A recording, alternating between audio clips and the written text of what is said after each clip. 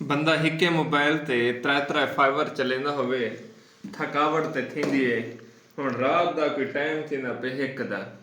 तो हिक रात दे 1 बजे ना तो खाना खा सकदे वे चाह पीवण मुनासिब कहनी क्योंकि नींद रखेंदे हैं रोजे ये वाला मैं 2 डब्बियां कहना या इन्हें को आथन कॉकटेल सराइकी ते उर्दू विच क्या आथन मेरे को ना नहीं आंदा ये विच दिखाओ इन्हें छोंदे पानी ते फ्रूट दे कट्टे हुए डकरे डकरे मतलब टोटे पीस ते बस चीज़ां होनियां पाओ खाओ ते भला इन्हें जरा पानी पीवो ते कुछ तो है मिक्स वाला इन्हें च डकरे होंदे ने हुण गरी दा है गाजर माजर मिक्स फ्रूट होंदे कुछ च होंदे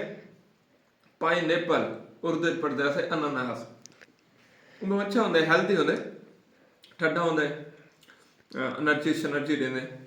महंगाई है डॉलर शलर कमांदे वे तो भला तो फिट अगर मेरी तरह में दिहाड़िया लेवे कोई 1000-1500 डेली तक कमांदे वे भला ही को खावन बेवकूफ़ी है क्योंकि इतने तो घर के सौदे आते हैं 2000 रुपये दे तो इतने के सौदे आते मार्का खैर तुसा दो बंदा है सीधा साधा डॉलर कमाने वाला खाना महंगा सही है मैं तजर्बे वास्ते खाना या तो कभी खाने वास्ते कि यार ये सही हैं हर वेले कन में खाना हर वेले वाली जी मेरी गिज़ा है वो सीधी सादी होंगी है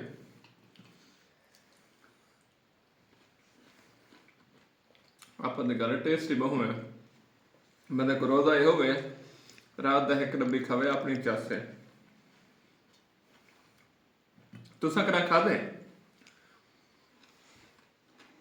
अगर खादे हो मैं कमेंट दसे सो किवें होंदे महंगा होंदा सस्ता होंदा मैं सोचे मैं हुण डेली खासा डेली 1 डब्बा खासा रात दा चाह ना पीसा ये खासा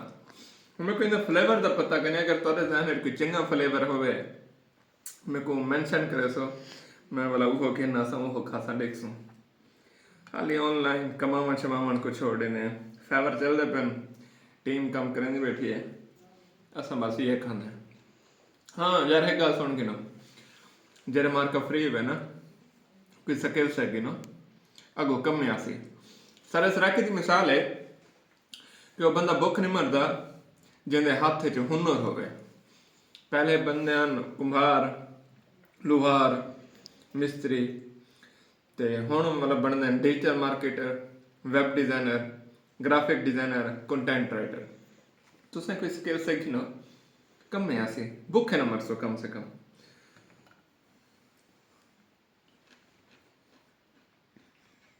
जज़ाकल्लाह वज़ैर।